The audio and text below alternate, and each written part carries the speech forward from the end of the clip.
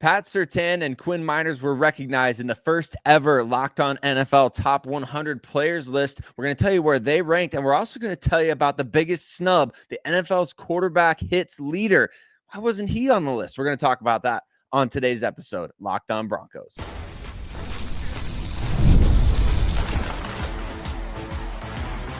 You are Locked On Broncos, your daily Denver Broncos podcast. Part of the Locked On Podcast Network, your team every day. Zack Allen continues to be disrespected amongst the NFL media. Quinn Meinerz is slowly gaining respect from a lot of the NFL media. And Pat Surtain, I think everybody kind of realizes now, the Denver Broncos Defensive Player of the Year. He's the best corner in the game today. Welcome in Broncos Country. We're breaking down something really historic here on the Locked On Podcast Network, the first ever Locked On NFL Top 100 Players list. We're going to tell you where Denver Broncos players ranked. We're going to tell you which players should have been on this list and who weren't named to this list. And we're going to also take a look around the league at some of the other players who are maybe getting recognized that maybe they shouldn't be over some of these other Denver Broncos players. But welcome into the show today. My name is Sayre Bedinger. I'm the co-host here of Locked On Broncos, as well as the site expert over there at Predominantly Orange. And I love getting to chat Denver Broncos with you every single day. And thank you to all of you everyday listeners of the show for rocking with us throughout the offseason. The Denver Broncos, they are going to be hitting the field for training camp very soon. We appreciate all of you everydayers out there that make us your first listen of the day every single day. And today's show is brought to you by FanDuel. Right now, new customers of FanDuel can get $150 in bonus bets when your first $5 bet wins. And the NFL Top 100 Players list is in for the Locked On Network. And of course, any conversation when it comes to a Top 100 Players list, you're going to be wondering, not is Pat Surtain on the list, but how high is Pat Surtain on the list? Well, the Denver Broncos cornerback and defensive player of the year, one of the best players in the game today, was recognized by the Locked On Network as the 9th best player in the league. It is so cool to see the Denver Broncos represented amongst the top 10 overall players in the league.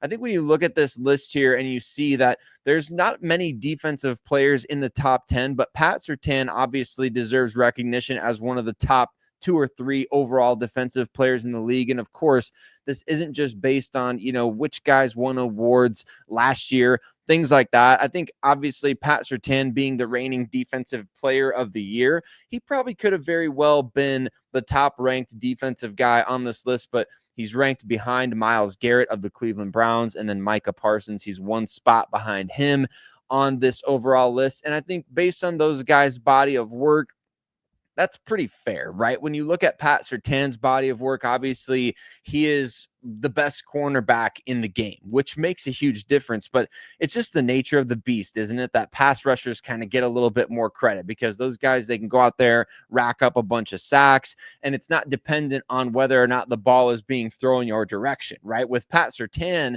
he's not always getting an opportunity to make plays on the football because teams do avoid throwing it his direction. They threw way more at Riley Moss and, the slot corner Jaquan McMillan last season. But Surtain did a good job of taking advantage when the ball was thrown his direction, as well as you see the advanced metrics in today's NFL really coming into the favor of a guy like Pat Surtain, where it shows that he shuts down receivers when they play in his coverage or when they're targeted in his coverage, and he shuts down some of the best receivers in the game. There's a clip floating around on Instagram lately about a number of the top receivers in the league, including Jamar Chase out there, Jerry Jeudy, Cortland Sutton, and they're working with Chad Johnson, the former Bengals wide receiver, and they're having this discussion about how to beat Pat Surtain's coverage because these guys, they can't figure him out. And the way that they're discussing it, it's like they're trying to solve the most impossible Sudoku puzzle ever. I mean, they can't figure it out because whatever Chad Johnson is saying, hey, when he does this, you do this, then these guys bring an alternate to the table and then like, no, if you do that, he's going to do this. So Pat Surtain just shuts guys down, and that's his reputation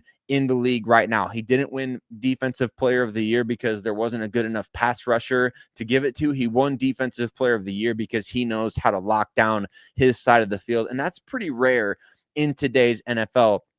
Surtain is the highest ranked cornerback on this top 100 players list. He's the highest ranked defensive back by far. He's the highest ranked defender in the AFC West. And the next best defensive back on the list is cornerback Derek Stingley Jr., the 23rd ranked overall player, followed pretty closely by safety Kyle Hamilton, the 3rd ranked defensive back, and then Sauce Gardner. He rounds out the top 30 in terms of defensive backs to make it. So only 4 total defensive backs in the top 30 overall, which is a bit surprising, but it's great to see Pat Surtain being recognized. We're not that far removed from the discussion being, is Pat Surtain really better than Sauce Gardner, right? That was the discussion a lot last year, and a lot of times you still see that stuff. I don't know if Sauce Gardner pays Pro Football Focus or what, but those guys rank him so highly every single year. That's why we got the NFL Top 100 from the Locked On Network to keep things real here, right? Obviously, Broncos Country, you see Pat Surtain posting the numbers that he does. I mean, he is just outstanding in every possible way. When you talk about yards per route run, when you talk about completion percentage into his coverage, quarterback rating into his coverage, it is outstanding what he's able to do against the best quarterbacks, the best receivers in the NFL. And of course, first team All-Pro, 3-time Pro Bowl selection now. I mean, this guy does everything. And what's really fascinating from last season, the best quarterback rating into his coverage that he has ever allowed. 58.9 is the quarterback rating that when quarterbacks are throwing at Pat Surtain, they're basically a net negative, right? And he's not giving up hardly anything after the catch. Like, he is doing everything out there. And that's a big reason why this Denver Broncos defense ranked 3rd overall in points allowed in the NFL last season, even with a short absence earlier in the season from Surtain after he suffered the injury against the Los Angeles Chargers. We saw this unit really take a huge step forward. And when he's out there, you just feel so confident that if anybody does try to throw it in his direction, that the Broncos are going to benefit from that. It's a net positive for the Denver Broncos anytime quarterbacks try to test Pat Surtain, the highest ranked defensive back on the first ever Locked On NFL Top 100 players. Really exciting. I think, you would love to see him be higher on the list. I think when you talk about guys that are ahead of him, especially the guys that he's been able to shut down, Ja'Marr Chase for sure had a hard time with Pat Surtain in their matchup late last season when the Broncos went to Cincinnati. You'd love to see Pat kind of get that recognition of, okay, the dominance that we do see from receivers like Justin Jefferson, Ja'Marr Chase, that's really matched by what Pat does. Not just because teams are able to throw at the other side of the field and have more success, but just because Pat shuts it down and makes it so that you pay anytime you throw the ball his way. And that's what makes him so special. That's what, if for Broncos Country that was around and really watching a lot at this time, I know there's a lot of younger fans that are seeing Pat Surtain. He's the most dominant corner they've ever seen. But for those who are like me in your mid 30s or older, Champ Bailey was that guy back in the day. And Champ Bailey set a precedent of, you throw the ball his direction, you're making a mistake one way or the other. It's kind of just like you're throwing into no man's land and you're asking for trouble. That's what teams are doing when they test Pat Surtain. It's very similar. We really hope that we can see an uptick in targets towards Pat's direction this coming season, because last year, only 62 targets. Now, yes, he played in 16 games compared to 17 the previous 2, but that was a significant decrease. I mean, he was targeted 91 times in 2023, 77 times in 2022, and then 96 back in his rookie season. So to be only targeted 62 times in a season, I mean, Pat's not getting the ball his direction a ton. And so you want to see that hopefully increase. So you need those other corners in Denver to hopefully pop up on this list next year and become top 100 players according to the Locked On NFL Network. And maybe we will see that. Maybe we'll see Riley Moss emerge. Maybe one day Jahdae Barron will be on this list. But for now, Pat Surtain, the highest ranked Denver Bronco on the list. And Broncos Country, he wasn't the only one representing the orange and blue on the Locked On NFL Top 100 Players list. Quinn Meinerz, a first-team All-Pro in 2024, followed that up with his first NFL Top 100 selection, according to the Locked On NFL Network. We're going to talk about Meinerz, where he ranked among guards, offensive linemen, as well as the biggest snub on the Denver Broncos roster, coming up on today's episode, Locked On Broncos.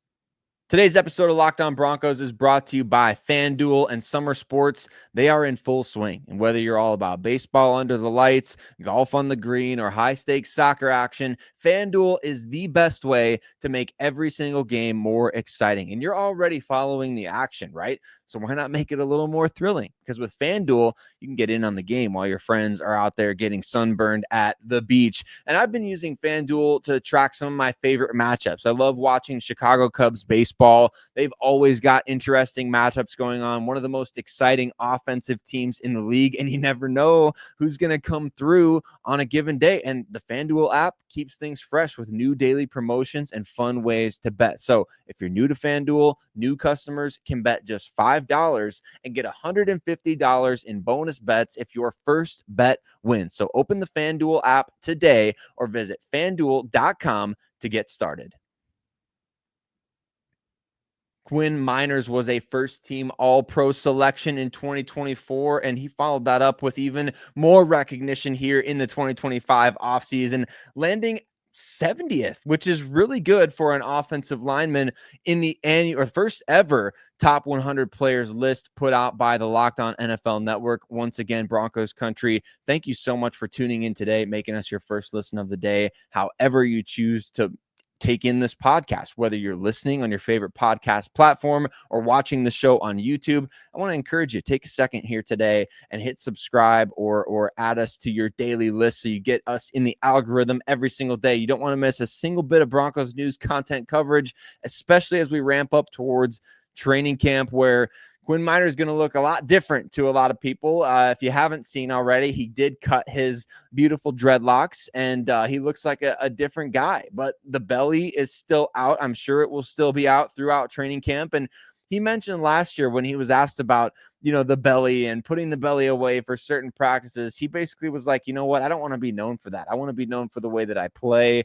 And he certainly accomplished that in 2024. Not only did Quinn get one of the biggest contracts at $18 million a year for an offensive guard, but he followed that up by becoming a first-team All-Pro. It's kind of crazy to think about just how far he has come since he was drafted by the Denver Broncos, right? I mean, Quinn was the guy who, during the pre-draft process, everybody's talking about, well, look at this guy cutting down trees in the wilderness out there in Wisconsin, and look at him running around with giant logs and water bottles attached to sticks, like all these sorts of things like he was doing for strength training when we were all in quarantine, right? And so he kind of became famous for the quirky stuff that he did to stay in shape during that time. But he dominated the Senior Bowl. The Broncos used a top 100 pick on him, and he has become the best guard in football, in my opinion. Now, was he completely recognized in that way according to the Locked On NFL Top 100? He was not. He ranked 70th overall on the list, and he was one of the top 15 offensive linemen. Very good. Actually, he was 13th among offensive linemen, 4th among offensive guards behind Chris Lindstrom of the Falcons. Kind of a surprise first-team selection there. Joe Thuney, now of the Chicago Bears, and then Quentin Nelson of the Indianapolis Colts. Now, I do have to kind of make a point about this because you got a bit of a bone to pick when a guy is the first-team All-Pro at his position and he's ranked 4th amongst that position on a top 100 list. It does feel a bit like the Broncos have to scrape and claw for recognition. Now, evaluating offensive linemen is very tough because it's one of those things that, okay, it's not necessarily subjective, but it's almost like the bigger name, the more attention a guy receives, the more he's going to be well received by the general public, right? It's not that everybody's out there saying, hey, this guy's doing great at his blocking assignment. It's more so, can you be dominant in certain very specific areas like sacks allowed, or are we going to see you putting pancake blocks out there on tape? Quinn Meinerz does all of those things extremely well. So it's not that it's frustrating to see him come in at this point on the list. And here we'll show you the graphic of Pat Surtain and Quinn Meinerz both in their ranking respectively on the NFL Top 100. Again, Pat Surtain coming in at 9th and Quinn Meinerz being the 70th overall player on the list. It's a great recognition to have Meinerz being in the top 100 whatsoever, because it still feels like, generally speaking, he's not well thought of by everybody, which that can be a number of different things, right? The Broncos, they were not on TV at all in 2023. Nobody was talking about them, and they weren't expected to be good this past year. They were expected to be actually quite bad this past season. And so for him to get this recognition, it requires a lot of people who watch a lot of the Broncos to lobby for the guy. And I was surprised, quite frankly, that he was named a first-team All-Pro, because he wasn't selected to the Pro Bowl. And that's kind of the point here in general, is a guy like this is not the most popular offensive lineman in the league. Like, everybody knows Quentin Nelson. Why? Because, well, he was one of the top picks in his draft class, and he's somebody who has played extremely well from the moment that he stepped onto an NFL field.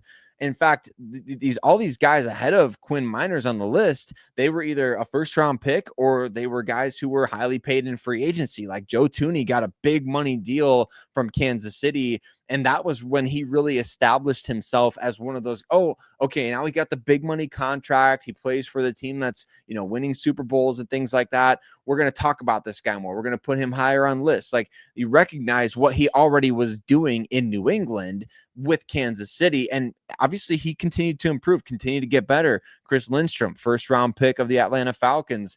So these guys have higher draft notoriety. They're maybe more well-known because of what teams they've played for in the past, and, those certain types of things. And I think with Quinn Meinerz, it's like, all right, he made the first team All-Pro. He was properly recognized there, but then he's coming in lower on some of these top 100 lists, or didn't make the Pro Bowl, things like that.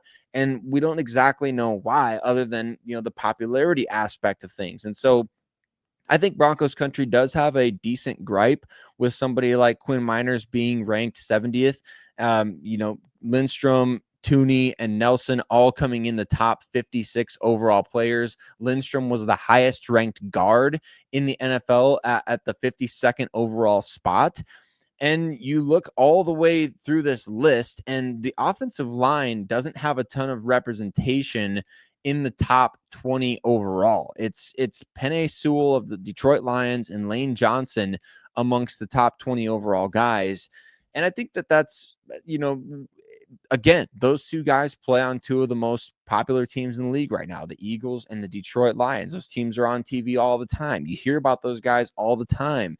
And they've understandably created reputations for themselves in different ways. And so what's it going to take for Quinn Meinerz to get into that discussion? I think this is a stepping stone towards that, honestly. When you talk about a guy deserving, I think Sean Payton told this story before about a player that he had in New Orleans who was absolutely dominating as a guard. And he basically told this guy who was getting frustrated he wasn't getting recognized for the way that he was playing. He's like, you won't make any Pro Bowls for the first, 4 or 5 years of your career, and then you'll make 10 straight because people will kind of catch on, right? And that's kind of just how it works for offensive linemen in the NFL. And Sean even said that he told Quinn Meinerz, like, you'll make 5 that you shouldn't when you missed 5 that you shouldn't, or something like that, 3, 4, 5, however many it is. Basically what he's saying is that you'll get recognized later in your career when maybe you're just kind of skating by on your reputation, as opposed to when you're creating that reputation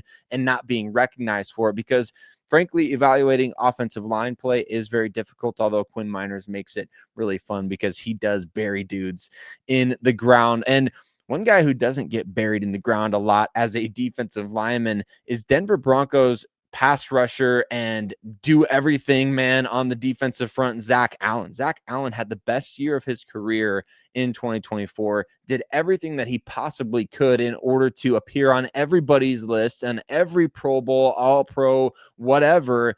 And ultimately, he's been one of the biggest snubs of recognition out of anybody in the NFL. Forget the Broncos for a second. Anybody in the NFL, we're going to tell you all about it coming up on today's episode, Locked On Broncos.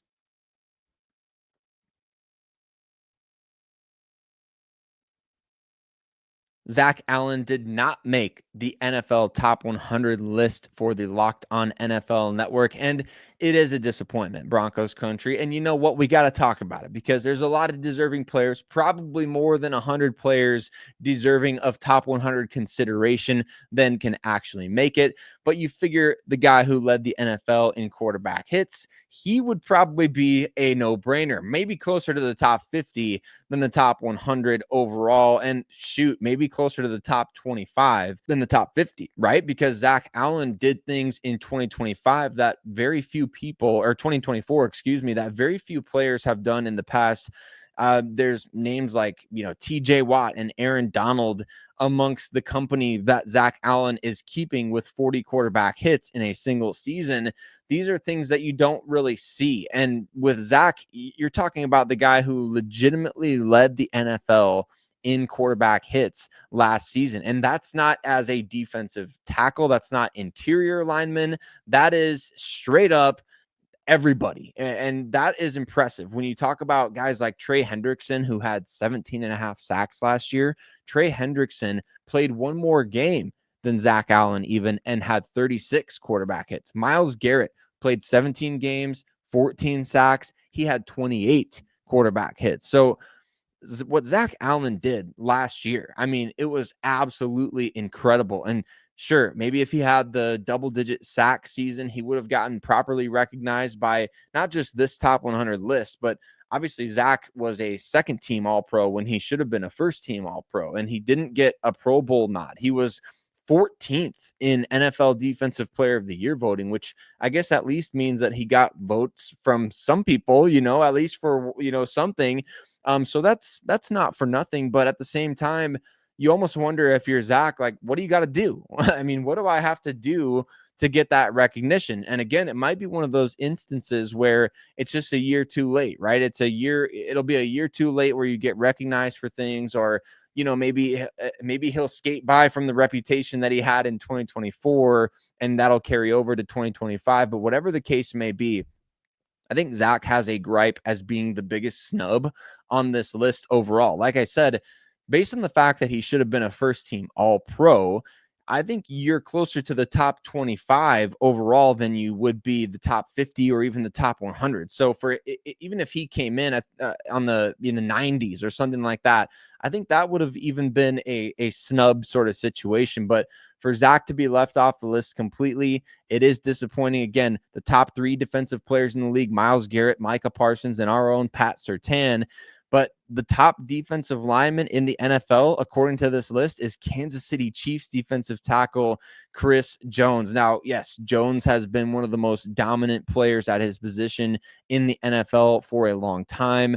But I don't think there's a case to be made that he was better than Zack Allen last year. Dexter Lawrence, Jalen Carter, a couple of guys in the top 35 overall. Those guys are definitely deserving of recognition as some of the most dominant players on the defensive interior in the NFL. Cam Hayward, his reputation precedes him. Calais Campbell, though, being at number 48 on this list, he's one of those guys that we kind of talked about where, yeah, I mean, he's still productive. The fact that Calais Campbell is still as productive as he is at his age is remarkable, but you're not grading on that curve anymore, right? I mean, for him to be ranked as the 48th best overall player in the NFL and for Zack Allen to be completely left off the list, I mean, that's not right. That's not how it should be. Campbell, again, not to take anything away from him, but you know what? In situations like this, you kind of do have to talk about the guys that made the list versus the guys who didn't. Jeffrey Simmons of the Titans coming in at 55th overall on the list. Quinnen Williams at 62. And I mean, where Zack Allen should be easily fitting in over a number of these guys. I mean, Chargers pass rusher Khalil Mack made the list. Cowboys kicker Brandon Aubrey made the list. It's almost hard to even fathom that somebody like Zack Allen would miss out on a list like this. Even Derek Brown of the Panthers and Leonard Williams, probably one of the bigger snubs on this list, being as low as he is. But there's a lot of defensive linemen, a lot of pass rushers on this list who didn't even come close to matching the production that we saw from Zack Allen last year. I mean, Khalil Mack, he was 52nd in the NFL in total quarterback hits last year, 6 sacks. You can say what you will about rankings lists being subjective, rankings lists not necessarily meaning much, but man, this is a tough pill to swallow when you talk about a guy that already wasn't being recognized enough for what he did last season. Again, being a second team All-Pro was a slap in Zack Allen's face, and not being selected to the Pro Bowl, that was a major slap in his face, because to play as well as he did last season on a consistent basis, 40 quarterback hits in 16 games is ridiculous. And then he adds in 15 tackles for loss, 8.5 sacks. I mean, that's the definition of an impact player. And he did this in pretty unprecedented form, at least as far as what we're seeing in the league today. Not many defensive linemen play as many snaps as Zack Allen did last year. He played a career high 964 total snaps last season. So you look through this list, I think another big snub for the Denver Broncos would have to be Nick Bonito, who was 7th in the NFL in quarterback hits. He had 13.5 sacks, which was up there amongst the best in the league, 3rd most sacks in the NFL last season. Had a couple of game-changing plays. Obviously, his 2 defensive touchdowns that he scored, one against the Browns, one against the Colts. Those were massive plays that played into the Broncos making the playoffs. So Nick Bonito, just like Zack Allen, has a major case as a second-team All-Pro himself and a Pro Bowl pass rusher, 9th in Defensive Player of the Year voting. I mean, why are we putting Khalil Mack on lists anymore these days? I don't understand that. I think Calais Campbell being on the list, like these guys being on the list indicates a list from, 5 years ago, 5-6 years ago. These guys that the Broncos have that are producing at an elite level in the pass rush department, no less, they deserve top 100 recognition, and they're not getting it. And that's not right. So you've got to call these things out. Jonathan Cooper may have a case for being on the list, although I think that him not being on there is a bit more understandable. And then you kind of look at, okay, are they splitting hairs in other areas? I think with Jaden Daniels making the list, I feel like Bo Nix could have been in consideration for that. And there's, quite a few quarterbacks on this list, including when you look at the top 10, 4 of the top 5 players in the NFL were quarterbacks this past season, according to the Locked On NFL Top 100. And then you go down the list, of course, a little bit further, you'll find Justin Herbert, Matthew Stafford, both in the top 40. I think that's fair for those guys, although, everybody has their own thoughts on which quarterbacks should be where on the list of top quarterbacks in the league. Jalen Hurts, Baker Mayfield, they're in the top 100 list. CJ Stroud, he's on the list. And like I said, Jaden Daniels is also on the list. Jordan Love is the 68th best player. And where did Jaden come in? Let's find Jaden on this list. Jared Goff made the list. I think Jaden just kind of snuck in there at some point. Dak Prescott made the list. So you look at these guys and their placement on the list, and you kind of figure, all right, Bo Nix could probably be on there. He could be somebody that you look at the season that he had as a historic rookie season in terms of his production. One of the best years ever for a rookie quarterback in terms of total touchdown. Jaden Daniels, 31st overall on the list, by the way. So he's getting some serious love on this top 100 list. And Bo Nix had 34 total touchdowns last year. That was the most of any quarterback in the rookie class, more than Jaden Daniels. And that was really close to the most ever by a rookie quarterback. Justin Herbert had 36 back in 2020 when he was selected, and then Cam Newton had 35 back in 2011. So we're talking about the third best ever for a rookie quarterback in the NFL in terms of total touchdowns. And Bo helped lead this Broncos team to a top 10 offensive ranking with very bad weapons around him. And let's just be honest about that. That's the case. And he did so with, a lot of pressure and a lot of guys coming after him for being a reach in the first round and being somebody who wasn't deserving of even the 12th overall pick and somebody who was going to be a check down merchant at the NFL level. So I feel like with Jaden Daniels coming in at 31 and then so many other quarterbacks making that top 100 list, I think Bo Nix could easily be a consideration for that. But ultimately, Broncos country, it is Pat Surtain and Quinn Meinerz representing this Denver Broncos team at 9th and 70th overall, respectively, on the first ever Locked On NFL Top 100, a massive achievement for the network overall, and just really exciting to see all the hard work that gets put into this. And so we disagree on certain things with the list, but we respect the list and we respect the players that get put on there. Obviously, there's a lot of deserving players. Like I said, not everybody's going to make a top 100 list that should make it. And of course, if these Broncos guys made it, there would be other hosts out there talking about why their guys should have made it instead. But Broncos country, we appreciate you so much. We got a great episode of tomorrow's show going through the edge position on this Denver Broncos roster. It might be the best position on the entire team going into training camp. We're going to break that position down and why it could be the best edge group in the entire league. So don't miss out on that. And we appreciate you for tuning in today on this episode, Locked On Broncos.